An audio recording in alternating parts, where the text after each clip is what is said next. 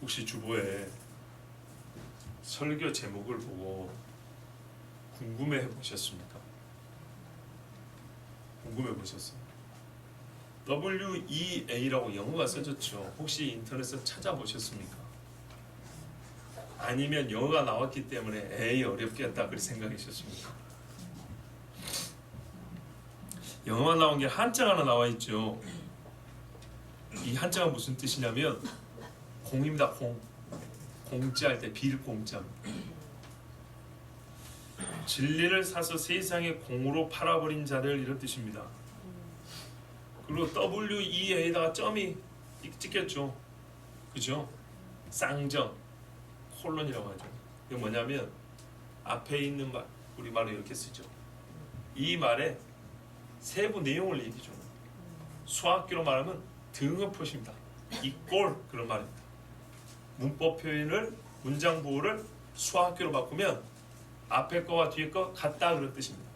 WEA는 뭐냐면 이꼴 진리를 사서 세상에다가 공으로 팔아버린 자들, 이런 뜻입니다. 제 정의입니다. 제가 이 사람들을 이렇게 말합니다. 그러면 여러분이 오늘 뭘 주안점을 가지고 들어야 되냐면 WEA가 뭐냐 도대체, 그리고 그 사람들이 진리를 사서 세상에다 공으로 팔았다는 근거가 뭐냐, 그리고 그것이 우리와 무슨 상관이냐, 이것을 생각해 봐야겠죠. 그런데 여러분, 뉘앙스가 제가 이렇게 설명을 안 해줘도 설교 제목 딱 보면 제가 비판할 것 같습니까? 칭찬할 것 같습니까? 비판할 것 같죠? 예상이 딱 되죠? 그래요. 무지하게 비판을 받아야 될 사람들이고요. 우리도 모르게 우리가 여기에 빠져 있다는 것을 정말 오늘 밤에 뼈저리게 깨닫길 바랍니다. 잠언에 진리를 사고서 팔지 말며 그랬습니다. 제가 오늘은 본문 말씀을 강의하려는 시간이 아니고 본문과 유관하여 바로 이 본문이 경계하고자, 긍정적으로는 내가 길이요 진리요 생명인 예수 믿으라는 것인데, 길이요 진리요 생명이신 예수님을 버리고 세상에다가 길과 진리와 생명과 무관하게 예수님을 팔아넘긴 자들, 우리가 거기에 빠져들어면 안 되겠기에 제가 그들의 실상을 밝히고 우리가 그 속에 빠져 있었다면 빠져나오게 하려고 하는 의도의 설교, 목적의 설교이기 때문에 약간 말씀을 강의한 데보다는 말씀의 핵심 교훈을 가지고 우리의 현실을 보고 여러분에게 경계를 더하려고 합니다. 아멘. 진리는 사고 팔지 말랍니다. 한번 들어오면 내놓는 게 아니라는 얘기입니다. 전도하지 마라 이런 말이 아니고 팔아버리면 나한테 없는 거죠. 진리는 증거하고 나누는 것이지 팔아서 내게서 없애버리는 게 아닙니다. 어떤 일이 있어도 진리는 절대로 나에게서 떠나버려서는 안 됩니다. 지혜와 훈계와 명철도 그리할지니라 했어요. 지혜를 얻었으면 금은보화를 주어도 바꾸지 마세요. 지혜가 훨씬 좋습니다. 훈계와 명철도 그리할지니라. 예, 하나님이 말씀으로 꾸지람을 주면 받는 게 복입니다. 아멘. 주께서 주신 명철, 통찰력, 우리 세상말로 기지라 그러죠. 아주 하나님께서 말하면 이 지혜가 순간적으로 번뜩이는 그런 능력. 너희가 원수 앞에 끌려갈 때도 무슨 말할까 염려하지 말라. 아멘. 네 입에 말씀을 주시니 말씀하시는 성령이시니라. 예. 하나님의 사람으로 정말 빛나는 사고로 언어로 살아가는 이 모든 귀한 복들은 절대로 버리면 안 됩니다. 아멘. 바꾸면 안 됩니다. 아멘. 그러면 이걸 바꾸는 사람이 있으면 어찌해야 될까요? 동무할까요 말까요? 동무하면 안 됩니다. 예수님이 말씀하셨습니다. 내가 곧 길이요, 곧 역시 이 꼴입니다. 나는 아버지께 이르는 유일한 길, 진리. 오늘 마침 또 새벽에 이 진리가 무엇이냐 말씀드립니다. 주여, 예수님 자신이 진리입니다. 그죠? 네. 오늘 길게 지금 말씀드릴 시간이 없어요. 생명이다. 생명 그 자체가 오셨어요. 생명의 일부가 온 게 아니고 생명 그 자체가 왔어요. 참 이게 요한복음 말씀이어서 그런데 하여튼 요한복음을 보면 이게 무슨 말인지 다 알 수 있어요. 자, 역시 길게 말씀드릴 시간은 없습니다. 여러분 다 아시는 대로 분명히 예수는 길이요 진리요 생명이 그렇습니다. 나로 말미암지 않고는 아버지께로 올 자가 없느니라. 요약하면 길과 진리요 생명이라는 말의 그 실체를 한마디로 하면 나를 통하여 아버지께 갈 수 있다, 그 말씀이죠. 자, 좋습니다. 그러면 누가 예수의 길이 있다, 진리가 있다, 생명이 있다 이렇게 말하면 될까요? 안 되겠죠. 그 사람하고 연합하면 될까요? 안 되겠죠. 분명히 안 된다 그랬어요. 또는 예수님이 길과 진리와 생명이니 하고 자기를 단언적으로 이렇게 선언을 했어요. 딱 부르게 선언을 했는데 길이요 진리요 생명인 이유를 스스로 밝힌 게 있어요. 그리고 신이 길과 진리와 생명으로 오셨고 이거를 실제화시켜서 위해서 하신 일이 있어요. 십자가 부활이죠. 대속 죽음이죠. 자, 이것을 부정하면 예수를 믿는 사람일까요? 아닐까요? 아니죠. 분명히 아닙니다. 그런데 이와 같은 사실을 부정하는 사람이 부지기수고 엄청나게 많은 세련된 학문과 이론을 가지고 지금 여러분이 아멘 하는 것을 부정하는 사람이 많다고 제가 수없이 설교 시간에 각종 예와 사건을 들어서 설명해 드렸죠. 분명히 말씀드렸습니다. 자, 오늘 이까지 이제 우리가 전제로 하시고, 그런데 진짜 무서운 건 뭐냐면 마치 우리와 똑같이 이렇게 신앙 고백을 하는 것 같은데 속을 들여다보면 지금 여러분이 아멘 한 것을 노멘하는 사람들이 있어요. 겉보기는 똑같아요. 통합이든 합동이든 고신이든 주류 교단에 속해 있어서 아주 유명세를 타는 목사와 교회인데 실제로 안에 들어가 보면 그들이 하고 있는 짓이나 설교의 내용을 보면 여러분이 지금 분명히 아멘 하는 것과 다른 것들을 가르치거나 행하고 있는 교회가 세상에 무지하게 많고 우리나라에도 많다는 것, 그것을 오늘 가르쳐 드리려고 하는 거예요. 속지 말라. 악한 친구들은 속기도 하고 속이기도 하나니. 마태복음 10장 17절인가 보면 예수님이 뭐라고 말씀했는지 아십니까? 사람들을 삼가라 그랬어요.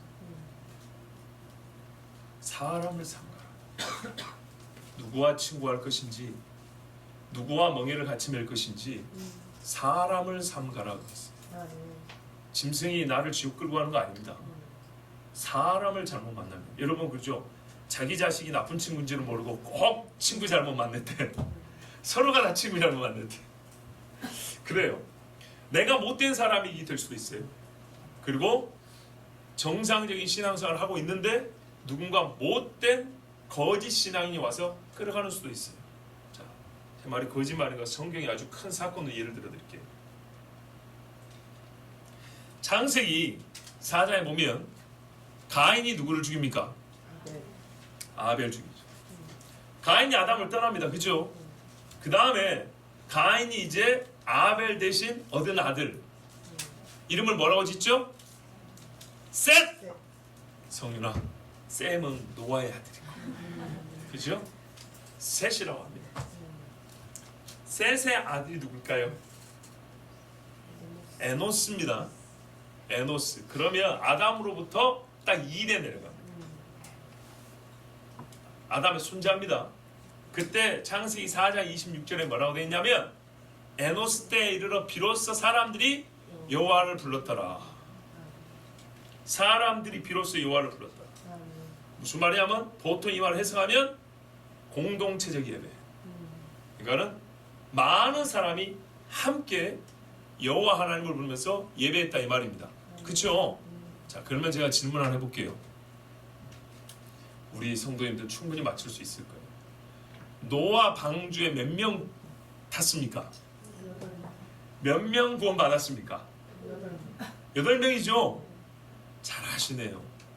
그러면 에노스 때 사람들이 여호와를 불렀다고 하는데 그 불렀던 사람이 8명보다 많을까요? 적을까요? 다시요. 8명보다 많을까요? 적을까요? 분명히 많겠죠. 그쵸? 근데 왜 8명 구원받았을까요? 이 질문을 바꿔볼게요. 가인의 족속이 커서 8명 구원받았다고 생각하세요? 아니면 에노스 족속이 변질돼서 8명 구원받았다고 생각하세요? 그게 답입니다. 아시겠어요? 신앙이 올고지면 핍박이 들어오고 고난을 주면 견디고 순교를 하지 구원받는 사람의 수가 줄지는 않습니다. 이럴 때 아멘 해야죠. 그렇죠? 에노스 때 믿었던 사람들이 변질을 해서 가인 족속의 더러운 세속 문화를 따라서 여호와의 이름을 잊어버렸기 때문에 예배를 던져버렸기 때문에 8명만 구원받은 것이지 가인이 세서 8명 구원받은 게 아니에요. 에노스 족속 곧 여호와를 불렀던 사람들이 배도했기 때문입니다. 성경을 똑바로 보자. 그래 우리 주님이 마지막 때 뭘 경고하세요? 환란이 셀 거니까 너가 이제 죽었다 어쩌려고 이렇게 말하는가요? 아니요. 경고하는 건 배도예요.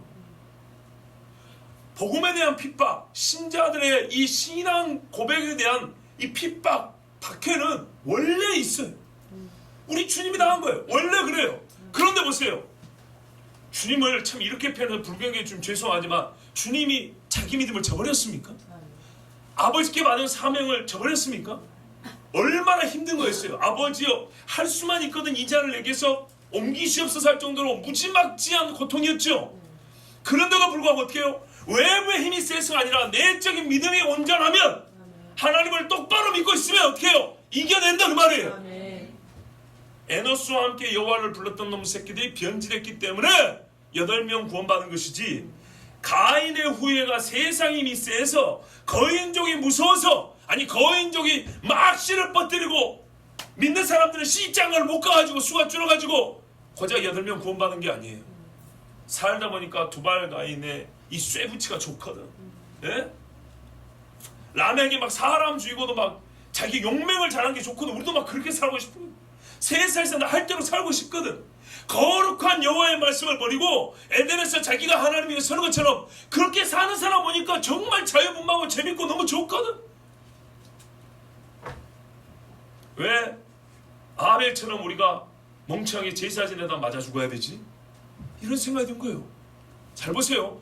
전통 신앙이 너무 고리타분하게 보이는 거예요.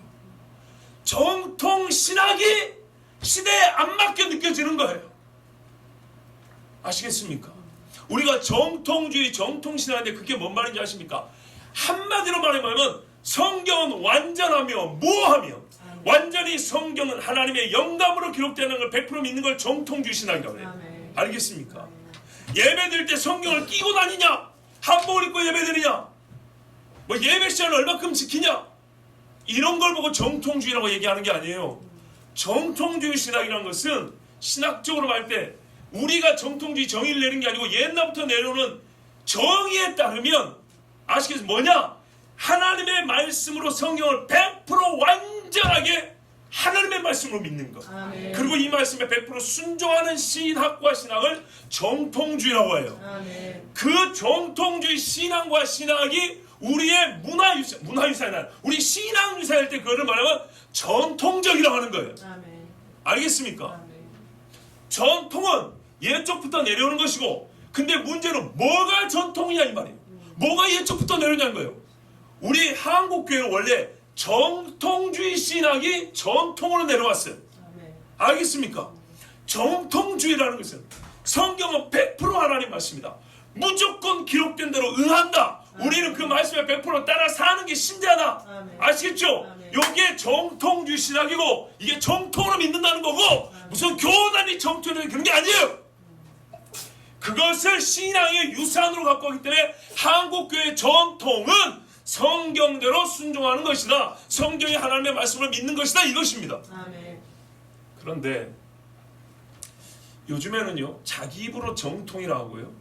우리는 전통적 신앙을 갖고 있다 하는데 전혀 성경과 맞지 않고 옛적에 우리 신앙 선배들이 말한 정통주의하고 무관한 인간들이 정말로 많아요. 근데 이게 개인으로 끝난 게 아니라 교단으로 가요. 여러분, 다시 제가 이거는 아마 분명히 잊지 않을 것이지만 한 번 더 강조합니다. 가인이 세서가 아니고 에노스 집안이 변질된 겁니다. 세상의 풍토가 센 게 아니고 다윗의 족속의 그 유대 왕들이 변질된 겁니다. 왜 세가 강해서 유다가 망했습니까? 하나님께 기도하고 하나님의 말씀 붙을 때는 하나님이 다 구원해 주셨습니다. 속에서 썩어 문드러지면 아무리 적군이 약해도 다 무너졌습니다. 맞지요? 이제부터는 절대로 이상한 생각을 하면 안 돼요. 세상이 변해서 세상이 핍박이 없고 세상이 그런 소리 좀 하지 마세요. 우리가 정신 똑바로 차리고 신앙생활 발휘하면 아무 상관없어요. 죽기를 각오하지 아니하고 손해보는 것을 각오하지 아니하고 내가 갖고 있는 다 움켜진 후에 이것을 유지하면서 예수 믿겠노라 하니까 이게 안 되는 거예요. 그러니까 어떻게 해요? 내가 변질된 줄도 몰라요. 그래서 오늘 제가 여러분에게 전하고 싶은 건 뭐냐면 하나님의 말씀도 이미 가르쳐주는 이 창세기의 일이 우리에게 주는 경고, 요한계시를 주는 이 경고, 내 백성 음녀 바벨론에서 나오라. 바벨론은 미혹하는 자잖아요. 비혹하는 자. 가장 큰 미혹은 뭐라고요? 유사품. 그리고 한편연대 나간 가룟 유다. 예수는 팔 때까지 제자들이 아무도 몰랐죠. 바로 그것이 제일 큰 유혹입니다. 성경이 이걸 뭐라고 말하는지 아십니까? 갈라디아 교회가 왜 다른 복음을 받아들였을까요? 가만히 들어온 몇 사람이라고 그랬어요. 가만히 들어온 몇 사람 때문에 교회 전체가 다른 복음을 받았어요. 가짜 복음. 유다서에도 뭐라고 하는지 아십니까? 구원과 믿음의 도에 대하여 너에게 말씀을 전하는데 가만히 들어온 몇 사람이 있기 때문이라고 그랬어요. 가만히 들어온 몇 사람. 슬며시 들어옵니다. 보세요. 걔들이 밖에 있으면서 자기들끼리 세력을 가지고 있으면 우리가 피하 식별이 돼요. 우리 편인지 저 편인지. 그런데 얘가 우리 속에 들어와서 등록교인이 되어갖고 있어. 교회에서 일정 부분 사역을 감당하고 있어. 그러면서 어떻게 해야 돼요? 다른 복음을 슬며시 얘기를 해요. 근데 나중에 이걸 따라하는 사람이 수가 많아져요. 수가 많아지면 어떻게 되죠? 그 힘을 이기기가 어려워요. 우리가 아니요 실례를 들어볼까요? 우리 교회에서 흡연실을 만들자는 것이 재직회 했는데 4분의 3이 동의를 했어요. 4분의 1이 안 된다 그랬어요. 어떻게 되죠?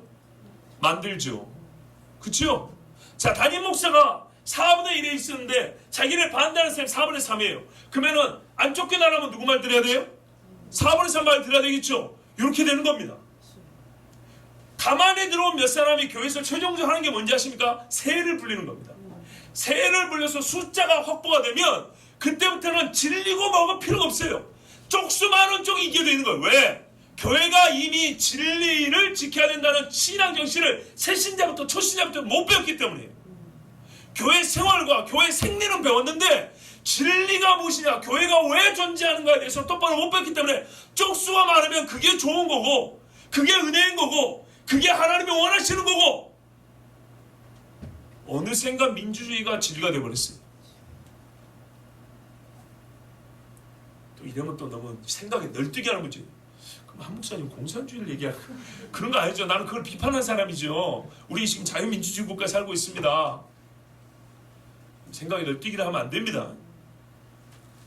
자, 여러분, 그러면 정말로 이 미혹의 집단, 우리 편인 줄 알았으나 아닌 그러나 거대한 세력, 그것이 무엇인가를 보면 참 우리가 이 미혹에 빠지지 않도록 내 자신을 조심할 수 있는데 크게 두 가지 집단이 있습니다.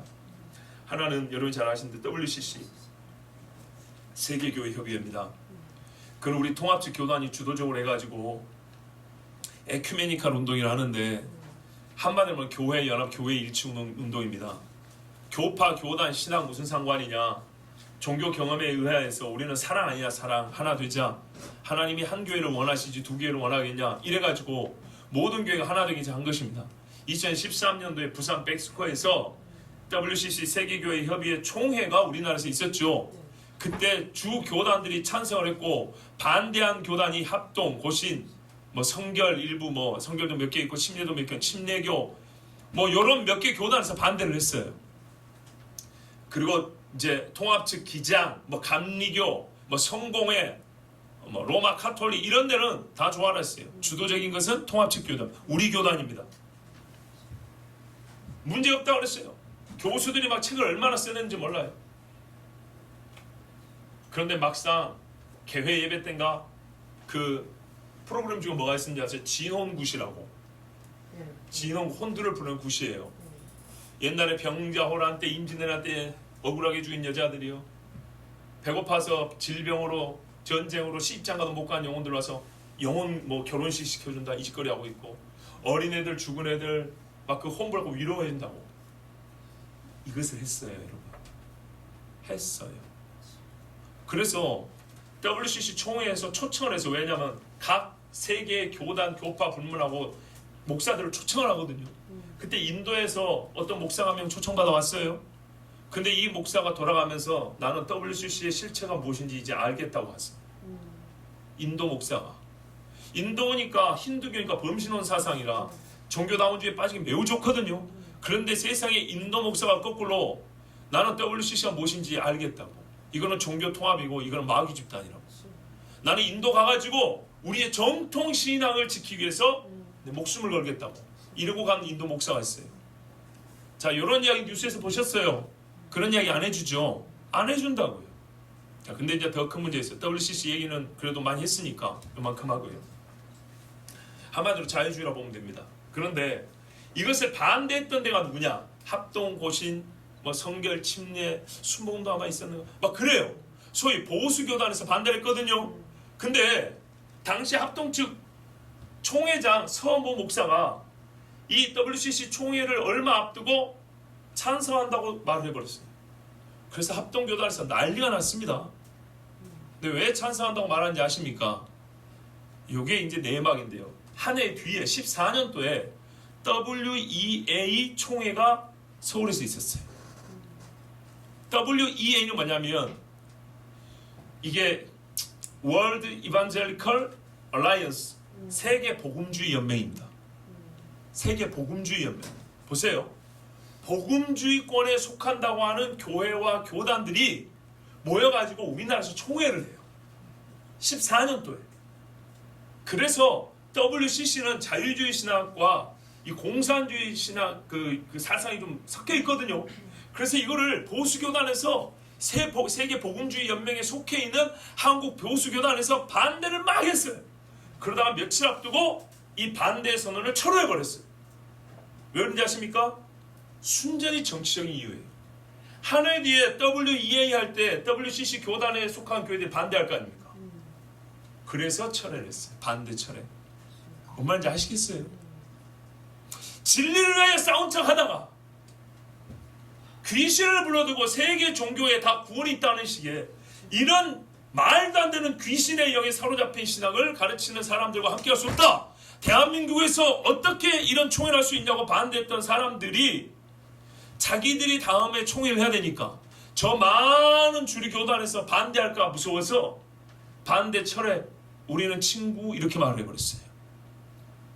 그런데 이 집단이 어디라고요? WEA, 세계 복음주의 연맹. 세계 복음주의 연맹에 우리나라가 가입해 있는데 교단들이 우리가 말하는 합동을 비롯한 보수 교단들이 여기에 가입이 되어 있습니다. 아시겠습니까? 그러면 무슨 말이냐? 말은 보수고 복음주의인데 뭐하고 같다고요? WCC와 같은 자유주의 신앙 내지는 이 세속 귀신의 가르침과 손잡고 있다 이 말입니다. 근데 이것을 우리가 알아요 몰라요? 몰라요. 왜? 이름이 복음주의 연맹이잖아. 그러니까 모르는 거예요. 홍전사님 그쵸? 잠이 겁나게 와버리지. 잘못하면 미혹되는 수가 있어. 깨어있으라. 깨어있으라. 잘 보세요. 복음주의가 뭔지부터 한번 들어볼게요.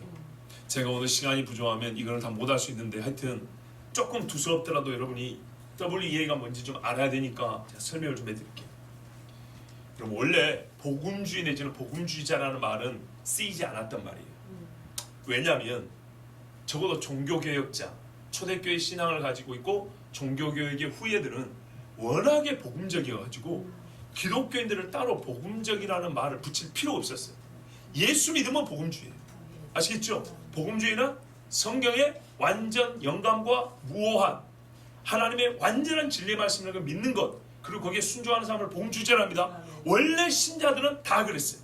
그래서 복음주의니 복음주의자니 이런 말을 붙일 필요가 없었는데, 유럽에서 17세기 계몽주의, 18세기 계몽주의 내지는 산업혁명 이후에 사람들이 이성의 시대가 되자 교회들에서 말이죠, 복음을 잘 외치지 않았어요. 그리스도 예수를 믿고 회개하라 천국에 왔느니라 이런 이야기를 안 해요, 유럽 교회들이. 그러니까 교회를 다니는데도 이런 소리를 안 하니까 어느 교회는 회개하라 천국에 가까우니라 하고 주 예수를 믿으라 그러면 구원을 얻는다는 말을 하고, 어떤 교회는 안 하고 순전히 사람의 이성과 듣기에 좋은 말들, 유머러스한 이야기들, 철학 이야기들, 뭐 세속적인 이야기 막 짬뽕을 한단 말이에요. 그래서 옛적과 같이 복음을 전하는 교회들을 따로 복음주의 교회, 복음주의자들 이렇게 부르게 됐어요. 아시겠죠? 그리고 그렇게 복음적인 사람들이 만든 협의회, 뭐 복음주의 협의회, 복음주의 뭐랄까 펠로우십 이런 것들이 1800년대 후반, 1900년대 초반 이렇게 해가지고 유럽과 미국, 특히 영국과 미국에서 생겨났어요. 복음주의란 말이 언제 나온지 아시겠죠? 자, 그런데 문제는 이제 이 복음주의자들이 한참 복음을 전하고 있을 때 자유주의 신학이 또 엄청나게 팽배해가지고 세상에 많은 교회가 성경을 이성으로 풀고 성경에 기적도 없고 죄의 구원도 없고 주님 다시 오심도 없고 모든 우리가 믿기 싫은 것들은 싹 빼버렸어요. 이런 일이 있을 때 복음주의자 중에 아니다, 성경을 우리는 말씀대로 근본으로 돌아가야 된다, 이렇게 외친 사람도 있었겠죠. 왜? 복음적이니까. 그래서 그런 사람들을 이 자유적인 세계 교회 사람들이 조롱조롱 아우 저 근본주의자들, 아우 저 보수 꼴통 이렇게 불렀어요. 그래서 그 사람들이 뭐냐면 복음주의자, 근본주의자가 됐어요. 근본주의자, 아시겠죠? 그래서 이제 이 근본주의자들하고 자유주의 신학자들하고 막 논쟁을 하고 피 터지게 싸웠어요. 그래서 신학교도 갈리고 미국에서 교단들도 갈리고 막 그랬어요. 그러다 보니까 어떻게 해요? 세상 사람들 보기에는 교회 힘이 쪼개지죠. 약해지죠. 그러니까 사람들에게 어떤 또 욕심이 생겼냐면, 어떤 뭐랄까요, 변화의 욕구가 생기냐면, 세상을 향해서 교회가 너무 힘이 없어졌다. 그래서 세상을 향해서 우리가 영향력을 다시 확대해야 된다. 자유주의 신학은 자유주의 신학대로, 근본주의 신학은 근본주의 신학대로 세상을 향해서 자기들의 약해진 영향력을 확대하고 싶은 욕심이 생기죠. 그것이 겉으로는 전도라는 이름으로. 아시겠죠? 그래서 금요일 밤에 어렵구나, 여러분 힘드시죠? 이 교회 역사를 좀 알아야죠. 그러다 보니까 이 근본주의자 내지는 복음주의 계열에서 전도 집회를 막 하게 됐어요. 그때 유명한 전도 집회자가 누구냐면 빌리그레임이에요. 야, 인자 우리하고 뭔 상관인지 아시겠죠? 그리고 이 근본주의자들이 막 이제 자유주의자 싸우자가 안 되겠다, 우리가 너무 얘들만 싸우다가 우리만 고립되겠다. 그래서 얘네들하고 우리가 복음의 본질, 즉 예수 이름을 믿어야 구원받는다, 이거는 지키지만 세상에서의 우리의 지금 약해진 영향력은 다시 좀 확대를 해야 되겠다 해서 만든 신학교가 1940년대 전 미국의 풀러 신학교. 캘리포니아는 아주 대형교회, 초대형 신학교였어요. 일반 신학교는 조그마한데 얘는 엄청 커요. 그 풀러 신학교에 한국어 과정도 있어요. 한국 목사님들이 겁나게 갑니다. 제 친구도 지금 거기 가 있어요. 한국어 과정이 있어요. 왜? 참, 한국 사람이 거기서 뭘 배운지 아닙니까? 목회학 또는 여러분 들어봤죠? 교회 성장학. 풀러 신학교가 선교학과 목회, 교회 성장학으로 매우 유명한 학교. 왜냐하면 처음부터 자유주의자와 싸우던 근본주의자들에게서 조금 벗어난 자칭 복음주의자들. 이게 무슨 말이냐면 복음이, 잘 들어보세요. 복음주의라는 말이 영어로 두 가지 있어요. 이반겔리즘이 있어요. 그 다음에 가스펠리즘이 있어요. 에반겔리즘은 헬라어 유앙겔리조마이, 복음을 말하다에서 왔어요. 그래서 여기 복음주의는 우리가 보통은 여러분 일반적으로 복음주의 하면 이반겔리즘, 에반젤리즘을 말하는데 요거는요 실상 말이 복음제는 보통 어디 가면 다 이반젤리컬 이렇게 써져 있어요. 영어로 미리미리 인미리 그렇지 그쵸? 어디 가나 다 봐봐 E라고 붙은 건 전부 다 에반겔리즘이에요. 그래서 WEA잖아요. World Evangelical 복음주의 이렇게 돼 있다고. 복음주의는 다 에반겔리즘인데 이반젤리컬인데 요게 원래는 무슨 뜻이냐면 요한겔리조마이 헬라어에서 복음을 말하다에서 왔기 때문에 이거는 복음의 선포 방식 증거를 말하는 거예요. 복음 그 자체를 말하는 게 아니에요. 원뜻이. 그런데 복음의 본질과 내용으로서 복음주의를 말 때는 가스펠리즘이라고 해요. 복음이 가스펠이죠. 그죠? 가스펠리즘해야 복음의 내용으로서 우리가 말하는 전통적인 복음주의를 말하는 거예요. 그런데 이 세대는 보통 전통적인 복음주의의 가스펠리즘하고 복음을 전하는 방식으로서의 이반게리즘을 혼동한다고요. 아시겠어요? 그건 무슨 말이냐? 플론 신학교 같은 신학교가 세워질 때 자기들은 가스펠리즘, 복음의 본질을 우리가 담지한다. 우리는 그걸 붙들고 있다. 그런데 이 복음을 전하는 데 있어서 저 자유주의자처럼 할 수는 없지만은 현 시대가 변했다 이거예요. 그래서 옛날 방식으로 우리가 복음을 전하면 사람들이 안 들어. 원하지도 않아. 죄 이야기하면 교회 떠나버려. 그리고 우리는 이제 수가 줄어가면서 사회적인 영향력이 줄어들어가. 즉 교회가 쪼그라든다 이 말이죠. 그래서 어떻게 우리가 가스펠을 유지하면서 이반게리컬한 전도 방식을 그래서 교회를 성장시킬 것인가, 사회적 영향력을 확대할 것인가, 요렇게 어떻게 해요? 학교를 세웠어요. 그러다 보니까 학교가 진행되고 학교 역사가 이제 이렇게 계속 진행이 나가고 사람들을 가르치고 조력자를 배출할 때마다 어떻게 될까요? 복음의 본질을 붙잡는 데 그 힘을 쏟는 게 아니라 이 복음이 세상에 전해지는 방식에 힘을 쓰게 돼 있어요.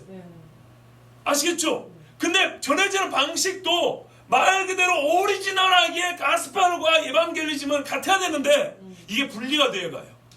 복음주의적 색채는 갖고 있지만 복음 증거 방식이 세속적인 마케팅 방식하고 똑같아지는 거예요. 기업 경영과 똑같아지는 거예요. 뭔 말인지 이해되세요? 이게 왜 그래요? 사회에 부합하는 방식으로, 시대의 흐름에 부합하는 방식으로, 사람들이 들을 수 있는 방식으로. 그래서 새로운 설교와 운동이라는 것도 나와요. 설교의 내용이 중요한 게 아니라 전달 방식이 중요하다. 근데 문제는 보세요. 듣는 귀가 삐뚤으면 귀를 끄집어 와서 듣게 해야 되는데 삐뚤어진 귀에 맞춰서 들려주는 방식, 이런 것들이 20세기에 미국에서 생겨난 복음주의권에 있는 신학교들조차도, 복음주의권에 있는 신학교들도 하고 있는 바로 복음주의적 전도 방식, 그들이 말하는 복음주의 이반겔리즘. 아시겠죠? 조금 복잡하지만 대충 아시겠죠? 대충 말해도 충분해요. 충분히 구분할 수 있어요. 예, 100% 몰라도 쓴맛 단맛 구분하면 돼요. 요러니까 이제 이런 신학교에서 이들이 자유주의를 표방한 건 아니에요. 겉으로는 우리는 예수 그리스도의 대속을 믿습니다 그래. 그러면 대속을 믿습니다 하면 대속을 증가하는 방식대로 전해야 되는데, 예수께서 나는 유대인의 왕이다, 인자로서 왕권을 가지고 올 것이다, 심판할 것이다, 믿지 않으면 지옥 간다, 회개하라 천국에 가까워하라, 다시는 죄를 짓지 말라, 지옥 있고 천국 있다, 이렇게 말해야 되겠죠. 가스펠리즘이 뭐 이반겔리즘도 맞아야 되는데 이게 분리가 되놓으니까 어떻게 해요? 믿는다고 하면서도 교회를 성장하기 위해서, 세상 사람에 들리기 위해서는 뭘 말해야 돼요? 천국은 말해도 지옥은 말하면 안 돼. 구원은 말해도 벌은 말하면 안 돼. 이해되세요? 복은 말해도 심판은 말하면 안 돼. 이래가지고 소위 복음주의자라고 하는 사람들 가운데서 비복음주의가 나오게 된 거예요. 제가 엊그저께인가 아주 그 참 우리 정통 안에서 나오는 그 모순적인 그 비복음적인 운동 하나 얘기했는데, 얼마 전에 똑같은 설교 일주일에 한 번씩 해도 모르겠군요. 그런 거 있었어요. 한번 찾아보세요. 자, 보세요. 그러니까는 얼마 전에도 이 복음주의라고 하지만, 자기들이 복음주의 안에 있다고 하지만, 복음주의적이라고 하지만 비복음주의 나온 것처럼 뭔가 신앙의 본질에 속했다고 하지만 오히려 거기 있어서 거꾸로 반성경적인 신앙관을 갖게 되는 경우가 있다고 설교했었어요. 우리 아론 기억나지? 내용이 뭔지 뭐도 그런 적이겠죠. 다시 한번 들어보세요. 자, 여러분 보세요. 이제 그러다 보니까 이와 같이 복음주의라고 하지만은 본인들이 비복음적인 행태를 보이게 됐죠. 근데 그런 사람들이 자기들을 가리켜 뭐라 하면 우리는 신복음주의자 이렇게 말합니다. 신복음주의는 뭐냐면 순수한 복음 전도로 만족하지 못해요. 자 보세요. 겉으로는 뭐가 똑같냐면 우리는 예수 그리스도로 말미암아 구원받는다. 이거는 똑같아요. 복음주의와 신복음주의는. 근데 이거를 전달하는 데 있어서 원래 복음주의는 성경적인 복음 증거 방식을 갖고 있어요. 신복음주의는 자기들은 자칭 복음주의지만 뭐라냐면 세상에서의 영향력으로 복음을 전하는 거예요. 그러니까 이거 잘하는 사람 있죠? 나는 배추를 10년 동안 끓였어. 남의 집 맨날 청소를 10년 동안 해서 그러니까 사람들이 당신 믿는 예수 나도 믿겠다 하는 사람이 있다고. 말로 하지 말고 행동을 보여 이러죠? 여러분 이게 신복음주의예요 사실. 제가 그래서 항상 말씀드려요. 말로 전하라고요. 말로 전하고 말에 맞게 사는 거예요. 내가 얼마나 착하고 얼마나 내 몸으로 복음을 잘 표현한다고 말을 안 해요. 세상에서 가장 하고 싶은 이 속마음 전부 다 말로 하면서 복음은 말로 하는. 이게 우리가 속아 넘어간 거예요. 굉장히 겸손하고 세련되게 보이죠. 나는 행위로 보이도 개똥 같은 소리야. 그러니까 제가 항상 말씀드리잖아요. 교리를 말할 때는 우리는 믿음으로 구원받습니다 해놓고 지금 봐보세요. 전부 다 행위사상 공로사상 아닙니까? 나는 삶으로 복음을 전한다고. 웃기지 마세요. 웃기지 마. 무슨 삶으로 복음을 전해요. 말로 복음을 전하는 거예요. 말로. 십자가의 죽음의 대속의 의미를 어떻게 말로 전할 건데, 어떻게 행동으로 보여줄 건데요? 예? 여러분이 뭐 연기자라도 됩니까? 연기자도 못해요. 그리고 내가 말한 복음이 실제이기 때문에 삶에서 그 능력이 나타나는 것입니다. 세상 사람들이 예수쟁이들은 한강에 깔아주면 주둥이만 뜰 거라고 그러하세요. 그래 나는 네한테 이 주둥이로 입을 열어서 복음을 전해준다고. 네가 세상 어디에서 못 듣는 이야기를 내가 해준다고 그렇게 말씀을 하세요. 자, 그런데 이 신복음주의는 순수한 복음 전도로 만족하지 못하고 세상에서 영향력을 추구하는 복음화, 그리스도로 많이 들었죠. 복음화 협의회라, 복음화 이런 말 많이 들어봤죠.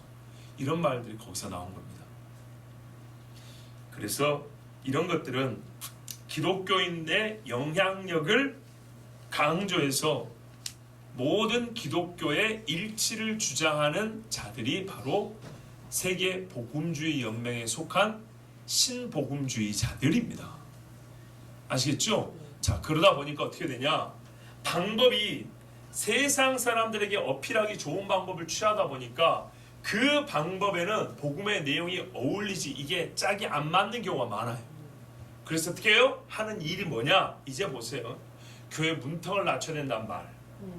카페를 만들면 사람들이 거기 와서 차 마시다가 교회 올라올 거란 말. 교회가 화려하고 멋지면 사람들이 들어와서 교회 시설 보고 다닐 거란 말. 톡 까놓고 얘기합시다. 그래갖고 다녀서 천국 갑니까? 이 사람들 미국에서요, 이런 신복음주의에 빠진 사람들이 교회를 세울 때 이 사람들은 경영자 마인드를 갖고 있어요. 그래서 시장 조사를 합니다. 잘 들어보세요. 미국에서 소위 로버트 슐러 같은, 조엘 오스틴 같은 긍정신앙 했던 사람들 있죠? 믿는 대로 된다, 막 네 말 안 된다 이런 사람들 있죠? 성경과 상관없이. 그런 사람들이 교회를 세울 때 시장 조사를 해봤어요. 시장 조사를 해봤더니 사람들이 어떤 교회를 원하느냐, 최소한 어떤 교회를 세워야 성공하느냐를 봤더니 첫 번째, 옛날 교회는 싫대요.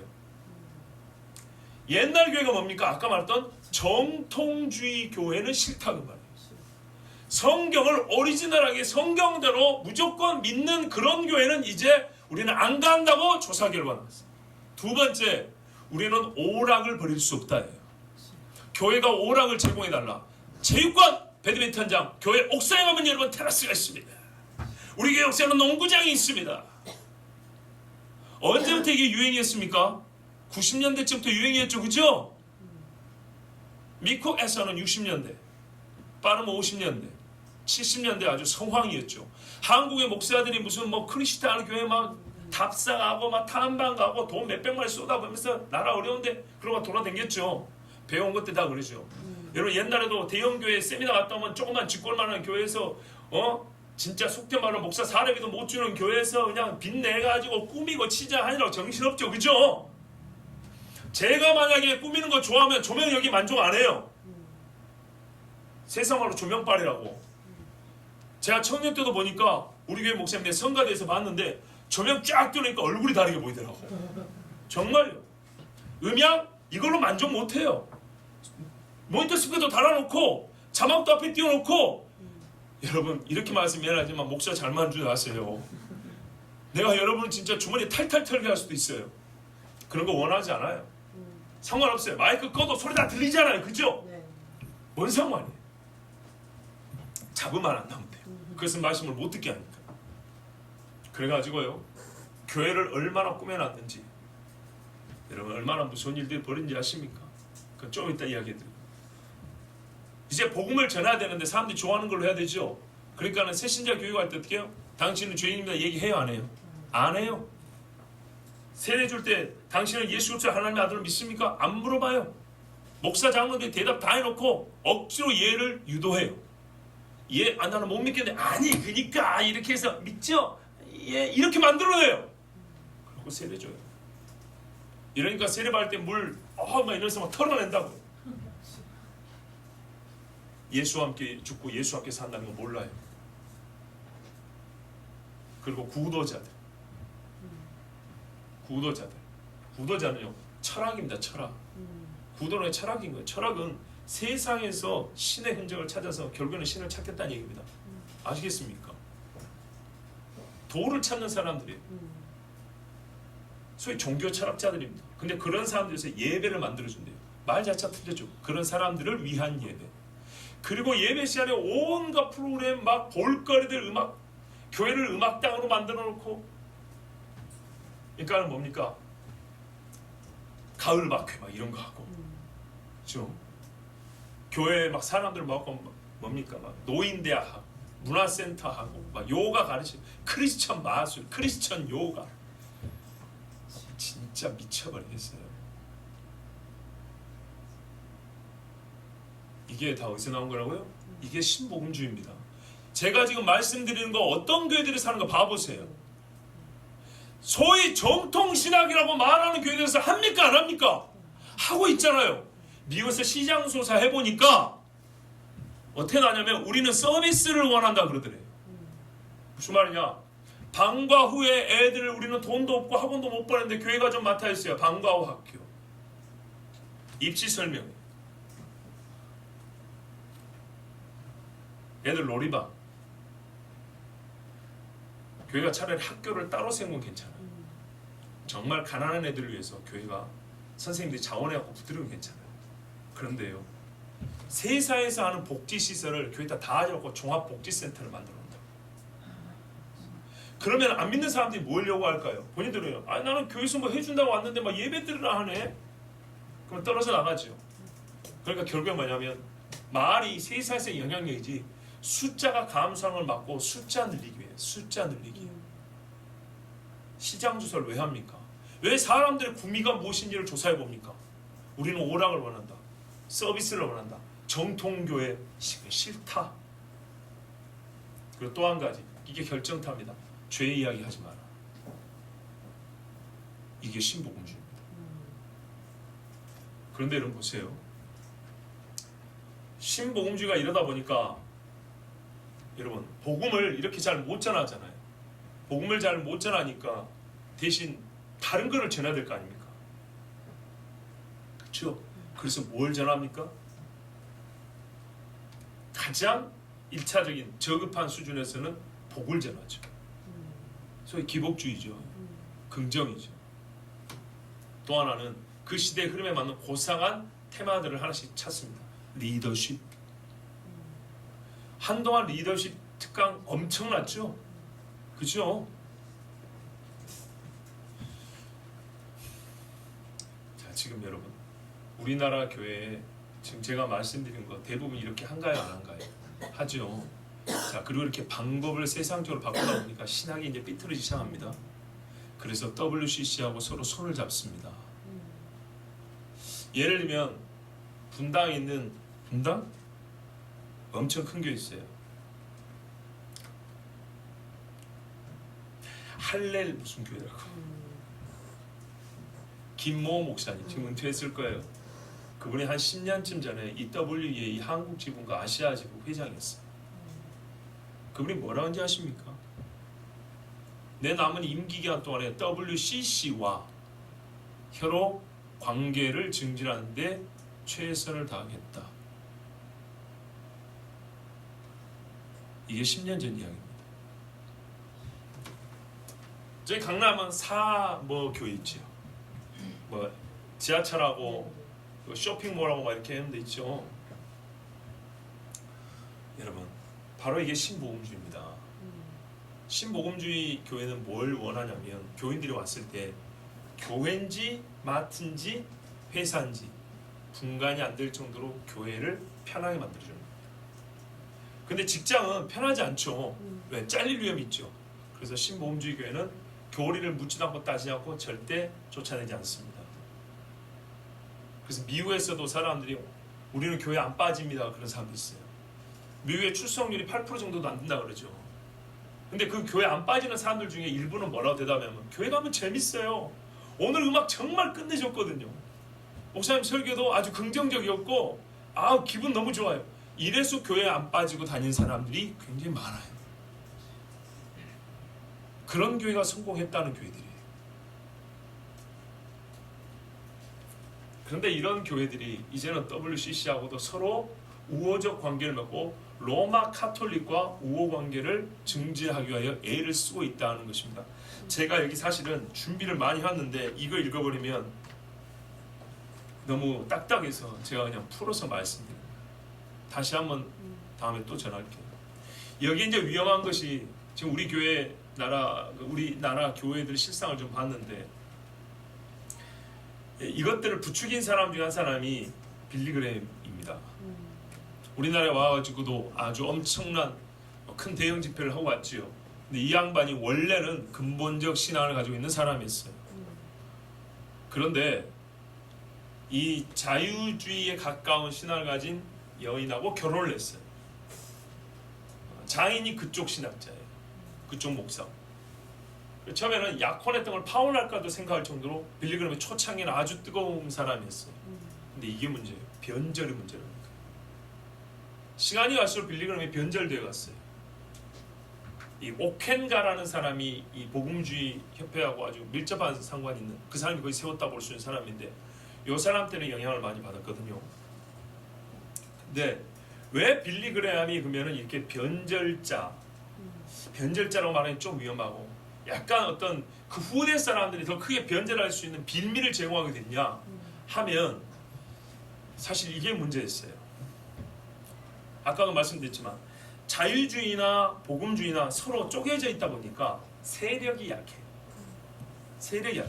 그래서 어떻게 하면 상대 쪽에도 인정받을 수 있을까? 이쪽이 여기서 인정받고 여기는 저쪽에서 인정받고 이게 그들의 운동의 하나의 관건이었어요. 성공 여부. 아시겠죠? 그리고 복음주의라고 했던 그 사람들은 워낙에 또 소수였어요. 그래서 이들이 아무리 말해도 세상 사람이 안 들어. 그래서 소위 주류 교단에서 좀 인정해주면 그들의 신뢰성을 바탕으로 우리 말을 좀 들어주겠지. 이러다 보니까 아주 정통적인 신앙을 가진 사람들이 주류 교단 사람들에게 인정을 받기 위해서 조금씩 자기들의 본질적인 신앙을 왜곡하건 또는 변질시키건 그것까지 원하진 않았더라도 전도 방식에 의해서 세상과의 관계에 대하여 그 사람들의 것들을 받아들이다 보니까 이게 점점 그들과는 가까워지고 주류 교단의 영합은 됐지만은 그들과 함께 할 수는 있었지만은 복음의 정통성은 다 잃어버리게 된 거예요. 그러니까 제가 빌리그램 이야기를 들어보면 크게 두 가지. 빌리그램이 사역을 할 때 수많은 사람들이 그를 따라왔어요. 그러자 알게 된 거면 이런 식으로 하면은 주류 교단에게도 우리가 인정을 받을 수 있겠구나. 그리고 주류 교단 사람들은 혹은 자유주의 사람들은 빌리그람의 선풍적인 인기와 소위 우리가 말하는 그 능력에 자기들은 매혹됐어요. 아, 저 사람이 우리와 가까워지면 우리 편에 홍보대사증 등을 쓸 수 있겠구나. 이해가 되신가요?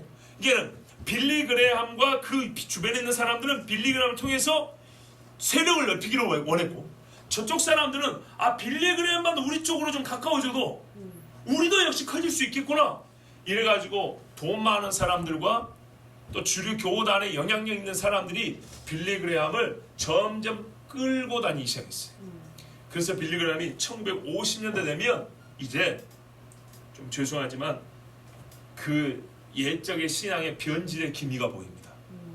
영국에서 집회하고 미국에서 집회하고 이럴 때 사람들이 엄청나게 몰렸죠. 그리고 소위 그 성공을 보고 주류 교단 내지는 저 반대쪽에 있던 자유주의 신학자들조차도 손을 내밀어요. 말하자면 타락한 영국 성공에도 손을 내밀고 로마 카톨릭으로 손을 내밀고 동성애를 주장하는 그런 교단에서도 손을 내밀고 말하자면 손을 내밀어요. 그리고 빌리그레함은 그들의 영향력과 동시에 자기의 영향력이 확대된 것을 좋아했는지 그 사람들을 받아들이고 근본주의자들과 결별을 합니다. 그리고 빌리그레함의 비석격이었던 그 홍보 담당했던 사람은 이런 말도 했어요.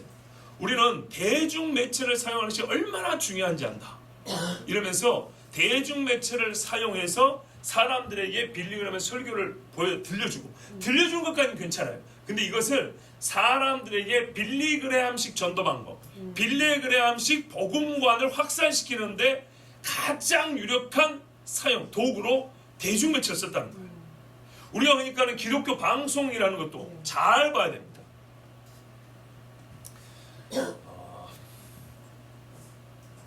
그리고 이제 빌리그레함이 왜 또 문제냐면 사람들을 보고 마지막에 앞으로 나오라 그러죠. 오늘 결신자는 앞으로 손 들고 나오십시오 그러죠. 자, 나옵니다. 나와가지고 자기가 예수 믿는다고 고백을 다 하죠. 그걸 막 안수하고 막 기도하고 보내주죠. 근데 실제로 얼마나 믿을까요? 빌리그레함 자기 말로 나는 4분의 1 정도가 예수 믿는다고 그렇게 알고 있다. 재밌죠? 본인이 알기로도 결신하겠다고 나온 사람들 중에 고작 해야 4분의 1 정도가 제대로 믿고 4분의 3은 다 가짜다. 안다는 거예요. 그런데 그들이 집회 통계 참석자 수, 너는 결신자 수를 얘기할 때는 그런 거 전혀 반영하지 않습니다. 그런데 그 숫자를 말하면 그 숫자 덕에 미안하지만 돈이 생기고 명예가 생기고 사람들의 관계의 폭이 넓어지고 이래 해서 빌리그레함도 1950년대 이후로 우리나라 왔을 때 70년대에도 사실상 젊을 때보다 많이 변질된 상태였습니다. 그 자료가 구체적인 자료 여기 다 있습니다. 제가 이거를 또박또박 읽어드리지 않고 내용만 오늘 시간이 금요일 밤에는 얼마 없기 때문에 간추려서 말씀을 드린 겁니다. 여러분, 이때 이 빌리그레함이라든지 또는 영국의 존 스토트 복음주의자로 들어보셨죠? 이 사람 영혼 멸절론을 주장하는 사람이고요. 신복음주의자들의 대국격입니다. 영국에서는. 이 존 스토트하고 마틴 로이드 존스하고 논쟁이 붙었어요.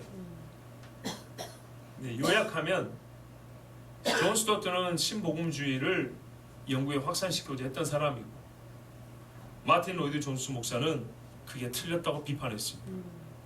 그러면서 로이드 존스 목사가 뭐냐면 성경에서 연합을 가르치지. 그렇지. 그런데 우리같이 정통적인 신앙을 지키겠다는 사람들 당신들은 분리주의자라고 말하고 교회 분열을 일으키다고 말한다. 그런데 말은 똑바로 하자. 로이드 존스 목사가 이렇게 말했어요. 말은 똑바로 하자. 분열이라는 것은 같은 믿는 사람들 사이에서 쓰는 말이다. 엄밀히 말해서 당신들은 안 믿는 사람이다. 복음을 안 믿는 사람 아니다. 복음을 안 믿는 사람하고 우리 믿는 사람하고 처음부터 나눠져 있는데 무슨 우리 사이에 분열이란 얘기를 하냐. 말 똑바로 하자. 나는 교회 분열을 주장하는 사람이 아니다. 교단을 새로 만들자고 말하는 사람들 아니다. 그런 사람 아니다. 나는 신앙 양심상 당신들은 복음주의라는 말을 쓰지만 실제로는 비복음주의자들이다. 이게 로이드 존스 목사의 말이었어요. 훌륭하죠? 그렇습니다. 오늘날 한국 교회는 스스로 말하기를 복음주의 교회라고 말하는 교회가 대부분. 제가 신대원 1학년 때 기독교 장로의 신학교인 한신대학교 총장이 셰플시안에 설교하러 왔어요. 설교하면서 뭐라 하냐면 이렇게 말했어요. 우리 당시 총장이 김중은 총장이었는데 우리 김 총장과 나하고 신학이 같아. 우리 다 복음주의잖아. 이렇게 설교를 했어요. 끝나고 나서 우리 총장이 그랬어요. 나 이 총장하고 다른데 이랬어요.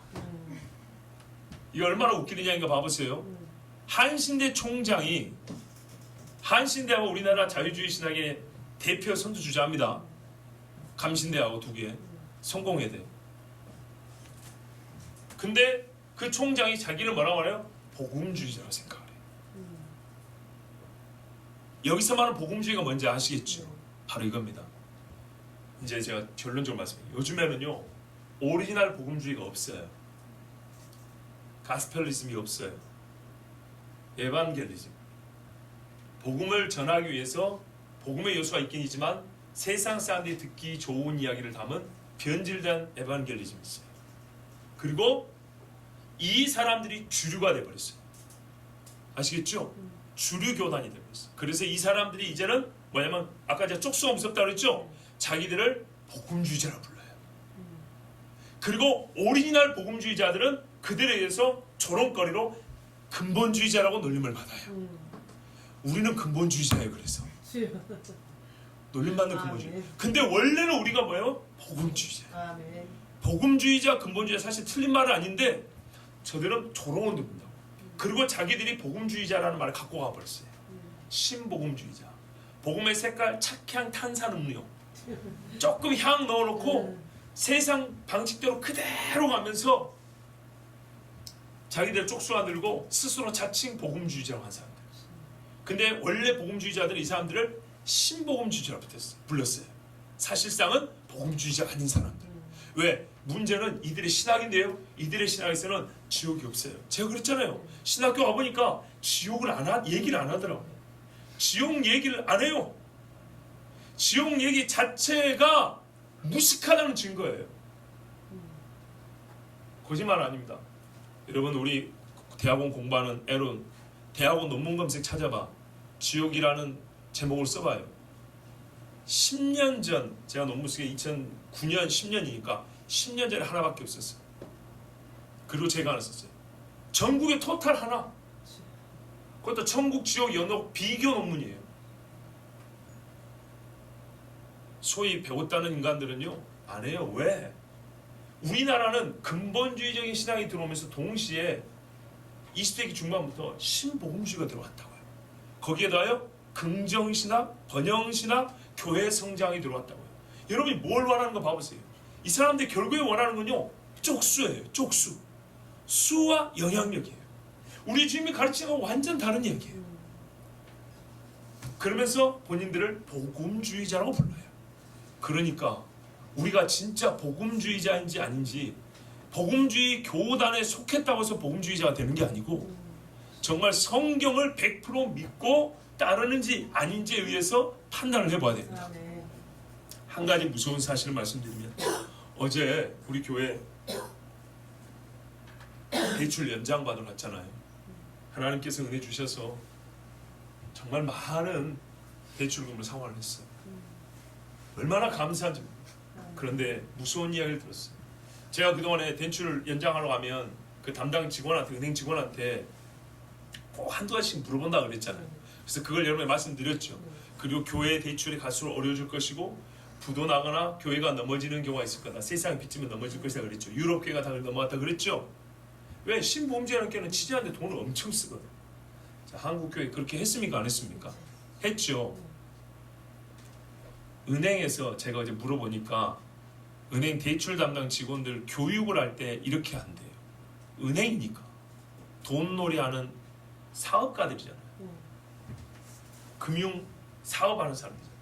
그 사람들은 교회도 똑같이 기업으로 본다 그랬어요. 무슨 말입니까? 돈 빌려고 갚을 수 있냐? 못 갚냐? 이겁니다.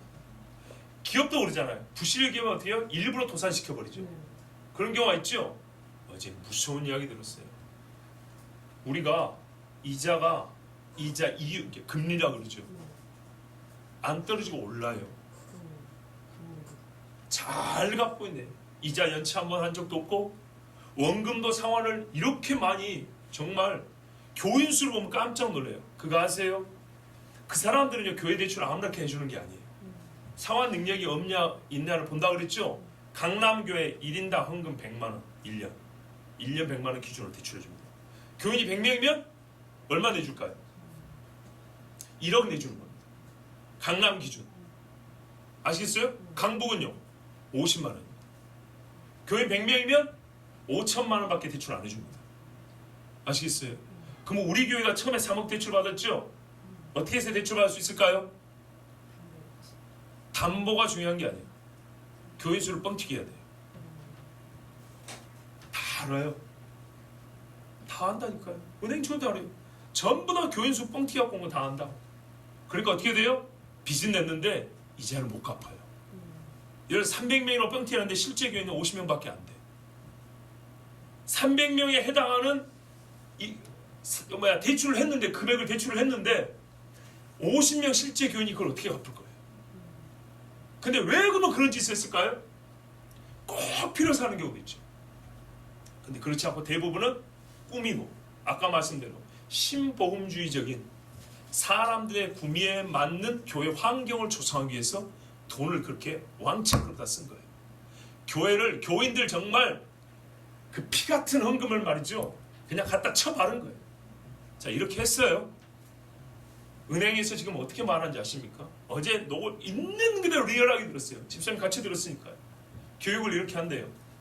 금리를 왜 올라가냐고. 우리가 이렇게 성실하게 지금 상환하고 있는데 왜 올라갔더니 사실 솔직히 말씀드리면 교회의 금리는 일부러 올립니다. 그랬어요. 실제로 올라갔거든요. 안 떨어집니다. 그랬어요. 이유가 뭐냐? 그 사람들이 보기에 교회가 더 이상 소위 성공 확률이 없다는 거예요. 아시겠죠? 안 불어 이제. 헌금이 안 나와요. 즉 자기들한테 돈이 안 돼. 돈이 안 되기 때문에 어떻게 되겠어요? 이제 살릴 교회 살리고 잡아뜨릴 교회 잡아뜨리기 위해서 일부러 이자를 올린다는 거예요. 그럼 판가름 나겠죠? 무슨 말인지 아시겠어요? 은행이 교회를 컨트롤한다 이 말입니다. 지금 이율 딱 올려버리면 이게 감당할 능력이 있는 교회하고 못 갚는 능력이 있는 갚을 능력이 딱 갈라지겠죠? 딱 갈라지면 어떻게 돼요? 그 다음에 뭐까지 본 줄 아십니까? 이 교회가 무너지면 이 교회의 교인들을 어디서 흡수할 것인가? 그래서 그런 흡수해가지고 세가 늘어나는 교회를 집중적으로 대출 상품을 만들어서 가서 이제 또 마케팅 하는 거예요. 여기까지 연구가 끝났고 자기들이 보는 기간이 5년에서 10년인데 벌써 3년 갔습니다. 그랬어요. 아시겠어요? 이 목사가 경제를 모른다고 여러분 무시하지 마세요. 제가 3년 전, 제가 15년부터 말씀드렸어요. 어제는 직접 확인을 했어요. 분명히 그랬어요. 제가 분명히 말씀드렸죠. 제가 무슨 사업을 한 사람이니까 돈을 대출을 받아본 경험이 있어요. 그런 경우 없어요. 내가 분명히 경고했죠. 이자가 계속 올라갈 거라고. 그럼 어느 땐가는 원금 상환하라고 대출 연장 안 되니까 딱 통보 내버릴 거라고. 그때는 어떻게 돼요? 근데 이 사람들이 뭐까지 꿰뚫고 있는지 아세요? 재밌어요. 이자가 석 달 밀린 교회가 있었대요. 그런데 그렇고 교회가 넘어갈 수 있다니까 그러면 교인들이 또 집 팔고 못 팔고 가지고 몇 천만 원 들고 오더라고. 이런 것까지 다 파악하고 있어요.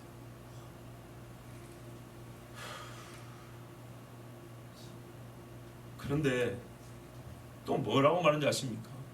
대형교회 목사님들은 다 경영자예요. 헌금 들고 와서 어디에 투자할까를 상담한대요. 일반 회사 사장들보다 더 잘한대요. 투자 상품 찾고 있대요. 헌금으로. 무슨 말입니까? 돈놀이 한대요. 돈놀이. 헌금으로. 그럼 어떻게 해요? 다 날리는 거예요. 무슨 연금이니 뭐니 이것도 그래서 총에서 시끄러웠어요. 목사들 연금 넣어봐야 받기가 어렵다는 그런 이제 루머가 돌았어요. 근데 그 이유 중에 하나가 뭐냐면 그러고 투자를 하는 거예요. 교회가 크게 보면 어쨌든 교회잖아요. 교회가 성도들의 헌금을 가지고 도대체 무슨 짓을 하는 거예요? 무슨 짓을? 예? 복음은 우리가 지키지만 복음 전달의 방법을 좀 바꾸자는 겁니다. 아니라니까요. 방법이 바뀌면 옷이 바뀌면 체형도 바뀌게 돼 있다니까요. 이런 어리석은 짓을 해가지고 교회들이 지금 겉모양은 뻔질을 하지만 은행은 다 보고 있다니까요. 자기들 계산이 끝났어요. 살아남을 교회, 살아남지 못할 교회. 아니, 살릴 교회, 죽일 교회. 예? 아시잖아요. 대형 은행들이 기업도 세우고 자빠뜨리는 거 아시잖아요. 교회를 그렇게 본다니까. 왜? 걔들은 돈 이야기야. 돈놀이 하는 사람들이지 신앙인이 아니잖아요. 그리고 목사들을 볼 때도 완전히 경영자 마인드. 그러니까 여러분, 왜 CEO, 목회를 CEO처럼 무슨 이런 책들 막 목사님들 막 경영자 세미나 왜 그런 걸 좋아했대요? 여러분 각자 좋아할 때는 한국 교회가 그걸 엄청나게 좋아했지 않았습니까? 이게 바로 다 현대인의 입맛에 바꾼 신복음주의예요. 그런데 이 사람들이 전부 다 자기 입으로 뭐라 그래요? 자기들이 복음주의자예요. 그래서 우리는 다 복음주의자예요. 그러면서 자유주의 신학에 물꼬를 틀었어. 신학적인 이야기는 좀 어려우니까 제가 빼고 지금 좀 일반적인 이야기를 했는데, 여러분, 한국교회 위기다. 참 이 인간들은 비양심돼. 가끔 바람 피다가 옥상에서 떨어지고 목사 이야기하죠. 헌금 갖고 도망친 장로 이야기하죠. 들어봤습니까? 안 들어봤습니까? 들어봤죠. 그 정도로 윤리적인 이야기로 한국교회 위기라 그러죠. 다 틀려먹는 얘기. 여러분, 윤리는 어디서 나옵니까? 신앙에서 나옵니다. 신앙. 예? 복음을 복음대로 믿으면 윤리도 똑바로 돼 있어요. 복음을 복음대로 믿으면 복음 전달 방식도 사람들 구매 맞서 무슨 뭐 두 날개로 나는 열 날개로 날아가니 무슨 코스니 무슨 잔치니 이런 거 할 필요 없어요. 무슨 잔치 해봐야 100에 하나 남으면 다행이라니까요. 수천만 원 갖다 때려받고 1주차는 이 선물하면 좋습니다. 2주차는 마음에서 이 선물하면 좋습니다. 3주차는 이 비디오를 가서 보여주십시오. 4차 이 음악 CD를 선물해 주십시오. 개똥 같은 소리들이죠. 그랬으면 우리나라 교회가 지금 어떻게 됐겠습니까? 그거 갖고 부흥할 것 같으면.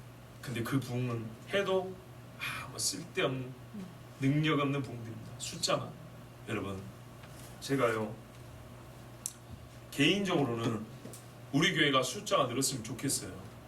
왜냐?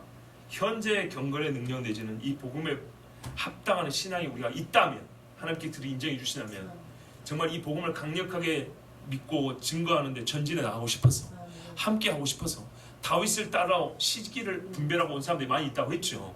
그런 것처럼 그랬으면 좋겠는데, 그러나 경계하는 것은 그냥 사람 수 느는 것은 절대 원하지 않습니다. 정말 솔직히 얘기해 봅시다. 제가 여러분 이렇게 가시도친 설교 안 했으면 우리 중에 안 나가고 남아있을 사람들 더 있었을 겁니다. 이렇게 비판적인 이야기 잘 안 했으면 그래도 우리 눈에 몇 명 더 보였을 겁니다. 그렇죠. 그랬을 겁니다. 반면에 그런 설교했으면 여기 있는 사람이 몇 사람은 처음부터 오지도 않았을 겁니다. 그러니까 여러분, 이러나 저러나 사람을 잃기도 하고 얻기도 하는 거예요. 아시겠습니까? 그러면 정하세요. 진짜 복음주의로 갈 것이냐, 아니면은 신복음주의, 새 것이 좋다는 신복음주의로 갈 것이냐. 자기 정체성, 내 자리를 확실히 찾으세요. 저한테 그걸 그리고 보여주세요. 정말로 저는 그걸 원해요. 이제 우리 같이 있으면서 니 따로 내 따로, 말은 같이 복음주의인데 가만 보니까 신복음주의고 여기는 저기 복음주의고 저기는 이쪽 복음주의고 나는 이 복음주의고 이러면 안 되잖아요. 한 교회 안에서조차도 복음주의의 뜻이 다르면 안 되잖아요. 정통신앙이라는 것이 다르면 안 되잖아요. 여러분, 결정하십시오. 정말로 신앙생활, 이 성경에 기록된 모든 말씀, 종교개혁자들 목숨 걸고 지켰던, 처음에 하나님의 이름을 불렀던 에노스 시대의 사람들처럼 그리 갈 것인지, 아니면 불과 얼마 지나지 못해서 그 인간들이 다 어디 갔는가? 자기들이 어디로 간지도 몰라요. 어느새 세상을 빠진지도 몰라요. 그렇게 해서 말로만 복음제하로 끝날 것이냐 결정하세요. 이름 있는 목사라고 구원을 보장해 줍니까? 바울이 그랬어요. 기둥같이 여기는 개바도 있지요. 그죠? 자기보다 한참 앞선 사도들보다 자기가 부족하지 않다고 그랬어요. 저는 저보다 훌륭한 목사들이 많다는 걸 진짜 인정합니다. 목사가 아니라 일반 성도들에게도 저보다 나은 신앙 가진 사람 엄청나게 많습니다. 분명히 인정합니다. 그런데요, 여러분이 아는 유명한 목사들보다 부족하지 않습니다. 왜? 그 사람들은 예수를 똑바로 안 믿어요. 교회를 쇼핑몰로 만들어버렸어요. 예? 교회를 스포츠센터, 문화센터로 만들어버렸어요. 종교다원주의 집단들을 무슨 종교 강습 장소를 만들어버렸어요.